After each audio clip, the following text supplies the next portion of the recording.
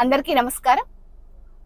నేను లక్ష్మీదత్త నాలో నేను ఛానల్ నుంచి మాట్లాడుతున్నానండి.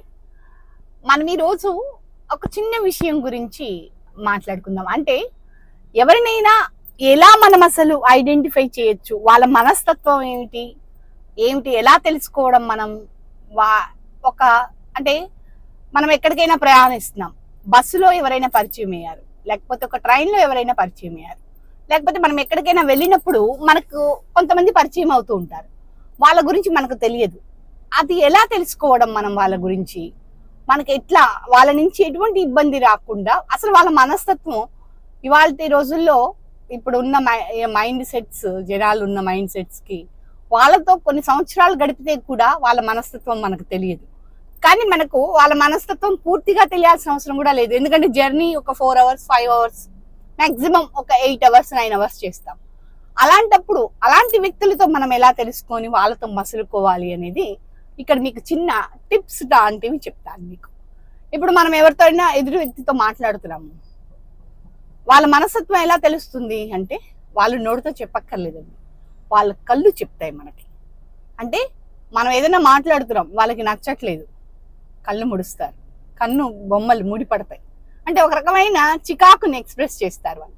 ఎందుకంటే వాళ్ళు అనుకుంటారు మనం చెప్తేనే కదా మన భావం తెలుస్తుంది వాళ్ళకి, మనం ఏం చెప్పట్లేదు కదా, మనం మామూలుగా ఉన్నాము, వింటూ ఉన్నాం కాబట్టి మనం ఓకే, మనకి ఇంట్రెస్ట్ ఉందా లేదా అనేది వాళ్ళు అబ్జర్వ్ చేయరు అని వాళ్ళు అనుకుంటారు. కానీ కాదలా.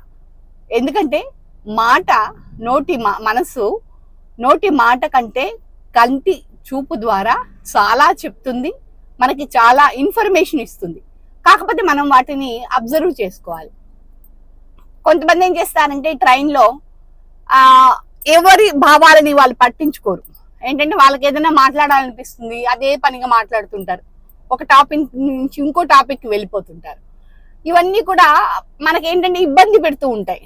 ఒకవేళ మన అయిన వాళ్ళు ఎవరైనా, మన వాళ్ళు అనే వాళ్ళు ఎవరైనా అలా ఎవరినైనా విసిగిస్తుంటే, అంటే మాట్లాడుతూ ఉంటారు, ఎదుటి వాళ్ళకి నచ్చదు, వాళ్ళు ఏంటి కనుబొమ్మలు ముడిచిపెడతారు, లేకపోతే ఎక్కిరింతగా కనుబొమ్మలు పైకి వెళ్తాయి వాళ్ళకి. అంటే ఏంటంటే ఆ చర్యలన్నీ కూడా ఒక అసహనాన్ని ప్రతిబింబించేవిగా ఉంటాయి. అలాంటప్పుడు మనం వెంబడే వాటిని రిసీవ్ చేసుకొని మనం వాటిని ఆపేస్తే ఎదుటివాడు కొంత రిలాక్స్ అవుతాడు. ఇప్పుడు వాళ్ళ మనస్తత్వం ఎలా తెలుస్తుందండి మనకి? మన మాటల ద్వారా మనం వాళ్ళ మనసుని ఎలా కనిపెట్టచ్చు అని అంటే, మనం ఏదన్నా ఒకటి ఆఫర్ చేసినప్పుడు కొంతమంది ఉంటారు, అంటే ఇష్టం లేకపోయినా తీసుకుంటారు.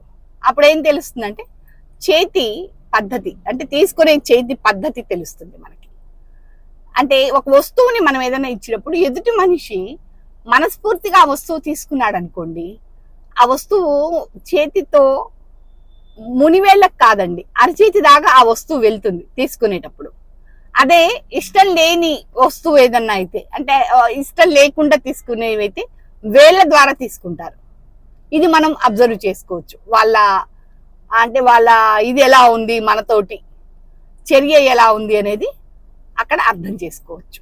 అంటే ఇవన్నీ నేను ఎందుకు చెప్తున్నానంటే, ఇప్పుడు నేను కొంత ప్రయాణం చేసి విజయవాడ నుంచి వస్తున్నప్పుడు ఇవి రెండు నేను ఫేస్ చేశాను. ఇప్పుడు అంటే మనము ఏం చెప్తాము, ఎవరో చెప్పినవి, ఎవరో చూసినవి, ఎక్కడో విన్నవి, ఇది చెప్తే కొంత ప్రయోజనం ఉంటుంది. కానీ ఇలాంటివి ఏంటంటే మనం ఇలా అనుభవానికి తెచ్చుకున్నవి వేరే వాళ్ళతో షేర్ చేసుకుంటే వాళ్ళకి ఓహో ఇలాంటివి, మనం ఇలాంటి చర్యల వల్ల ఎదుటి వ్యక్తితో మనం ఎంతవరకు మాట్లాడచ్చు. ఇప్పుడు కొంతమంది చెప్తుంటే చాలా బాగుంటుంది, చాలా ఇంట్రెస్టింగ్ గా ఉంటుంది. అంటే వాళ్ళు ఏంటంటే టాపిక్ లో డెప్త్ గా వెళ్లకుండా ఎదుటి వాడి ప్రవర్తనని బట్టి పూర్తి డెప్త్ గా వెళ్లకుండా పైన విషయాన్ని మొత్తాన్ని కవర్ చేస్తూ కొంతసేపట్లో మాట్లాడగలుగుతారు. అది కొంతమంది టాలెంట్. కొంతమంది మాటకి మధ్య చాలా గ్యాప్ తీసుకుంటుంటారు.